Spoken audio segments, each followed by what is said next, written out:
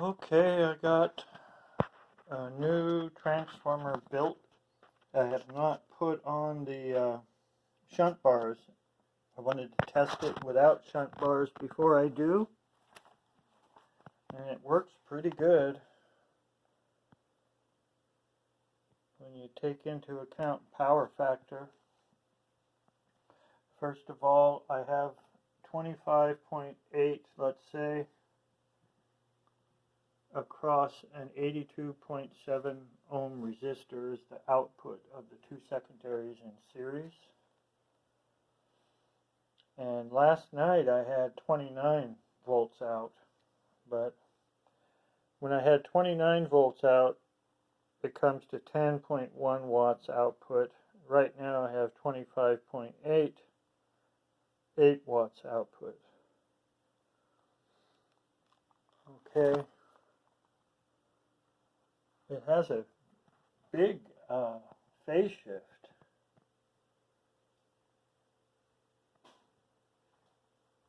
And it has no shunt bars, and I don't have a cap in series. Each coil's 38 ohms. I wound it with 8 parallel winds, 61 feet long each. Then I connected them series 80, and both secondaries are in series.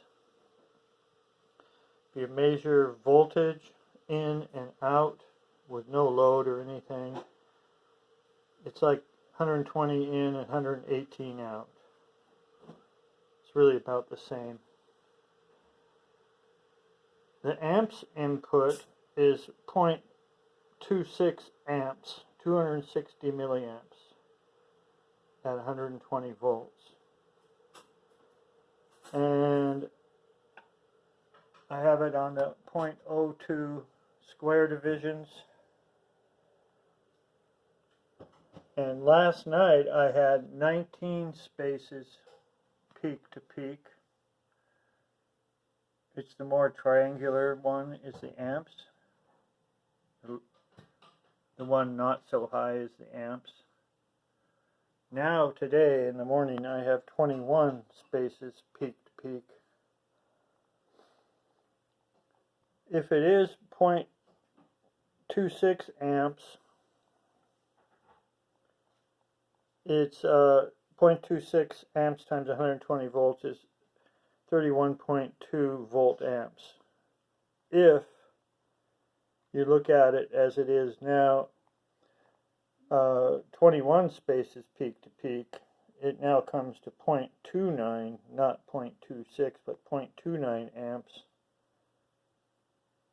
And the VA is 34.8.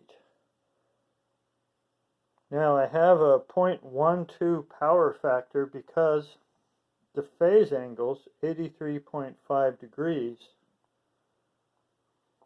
because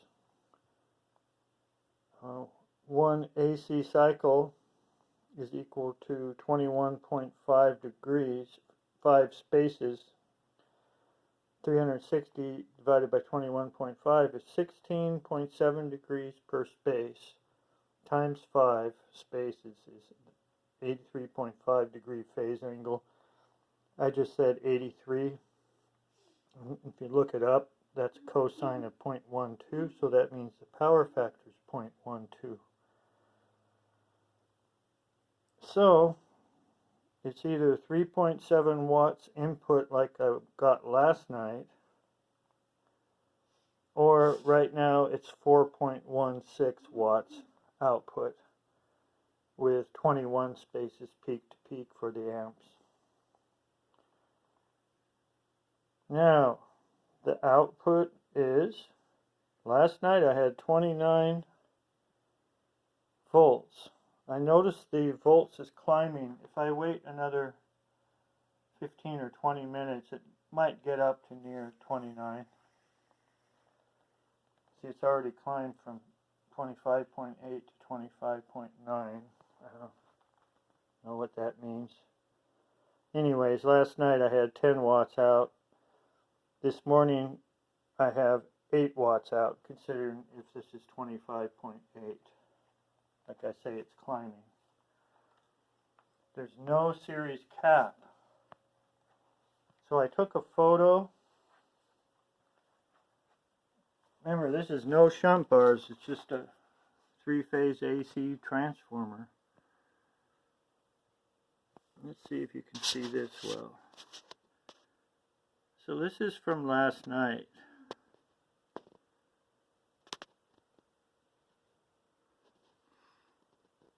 See how the 21.5 is what one AC cycle is. 360 degrees. So you can read what I typed out below. 16.7 degrees.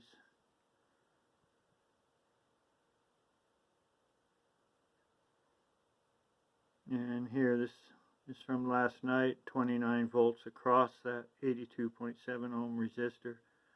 So it's about 10 watts. And here's what I wrote above. 0.1 current shot. That's 19 spaces peak to peak, which is here to here. So the volt amps is 31.2, okay? Now, what's interesting is my last test with my one with the black sand shunt bars on it. When I added a 13 UF cap in series, I got a lot more amps circulating, but I also got really good power factor, like around 87 degrees. But now, if I add a 13 UF cap, this is what it looks like. And now there's only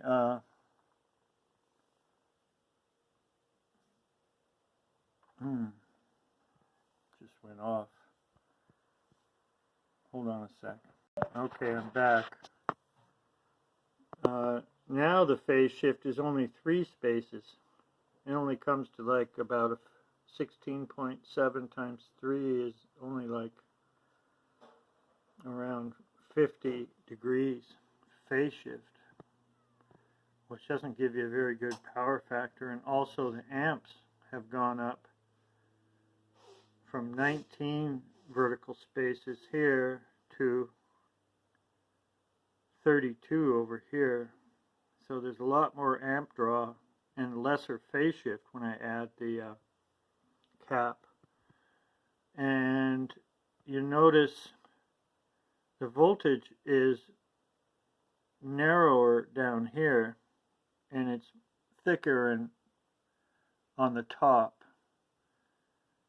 So the voltage is not a greatest voltage sine wave in the world. And that could affect the measurements for power factor with the phase angle, for better or worse. But note that it is, so you can't really say conclusively that this is absolutely 10 watts in, because that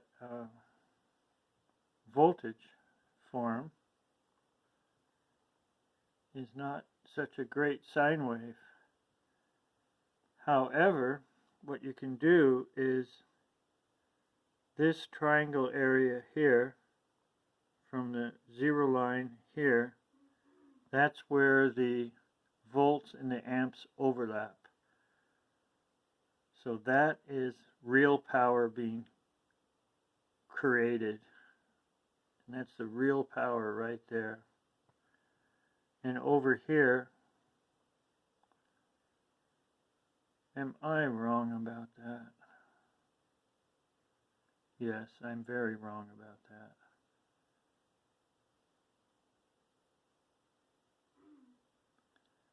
The power is over here. There's one smidgen of power. This is like in between space, duh. And over here, there's the positive one up here. So what you can do is it's about like 4 spaces across here at the base of this triangle. I call them power triangles. I'd say it goes down to about 8 spaces. And every space is worth 0.004 volts because we're in the 0.02 square divisions, 0.02 divided by 5. So what I'm saying is one of those squares is 0.02 volts. You divide by 5 to find out what each little space is worth, and it comes to 0.004. So if that's 8 from the 0 line down, you know, from here down, if that's 8, and this is 4, then you can start to calculate what the watts is from the triangle, power triangles, the overlap period between volts and amps. So here's the amps, here's the volts, here's where it actually overlaps. It's the only time real power is created. And up here, it looks like I'd say 6 spaces across, and again about 8 above. So if this is 4 and this is 6, that's 10.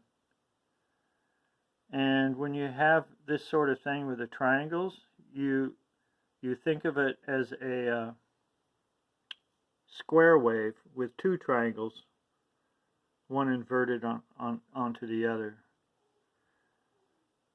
So basically you divide by 2.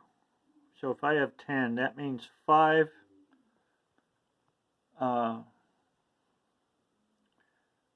spaces in time out of 21.5.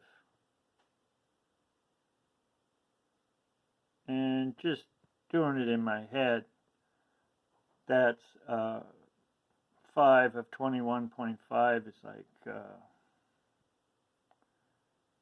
23%, something like that. Let's say 25%. 1/4. And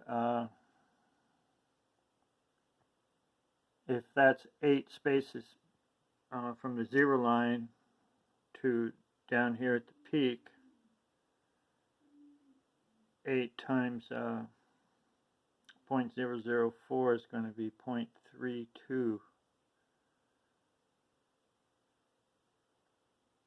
Doing it in my head. So let's say this is just one solid DC power thing going on here. The amps would be 120 volts times the amps being shown at 0.08, 0.32. 0.3, I think I had it around 38 watts before you figure out the on time versus off time, because there's an on time and then there's a long off time and then an on time and then an off time. And the percentage of on time to off time is about, let's just say 25%. So 25%, 50%, it's about, I'd say 8 watts, this says. I'm doing just generally here. So the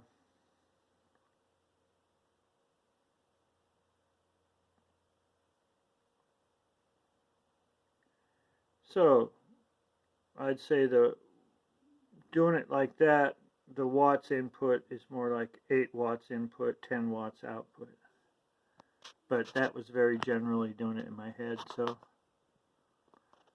anyways, you can see what the meters say is like, here's the voltage, that's what the voltage is. And then the meters say that's what the amps is. All of that. All of it. But what the watts is only the time period that it actually overlaps, because you can't have power unless you have both volts and amps at the same time. So that's what it is right there, and that's what it is right there. Those two for one AC cycle is what you get for watts. If you were looking at the output of this, that's what you'd say. And if you were looking at the input, that's what you'd say. So there's all that, but here's what's interesting is this is a transformer with no shunt bars. And I wanted to get some numbers on it with no shunt bars. And now when I put shunt bars on, we'll see what it says.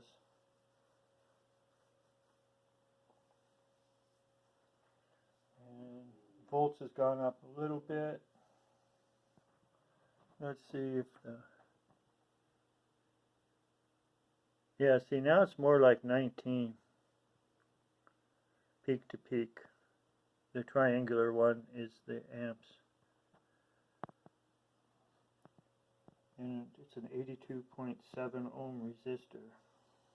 So, there's the test of the new one.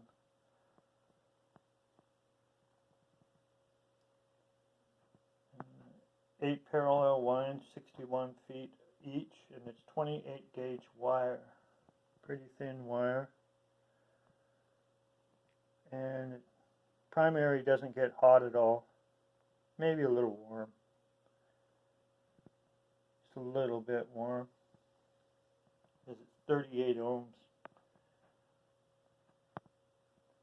Each of them is 38 ohms. They're all the same. This one's wound right hand rule, and then this is left hand rule. I don't know if that matters. So, okay, that's another video. And thanks for watching.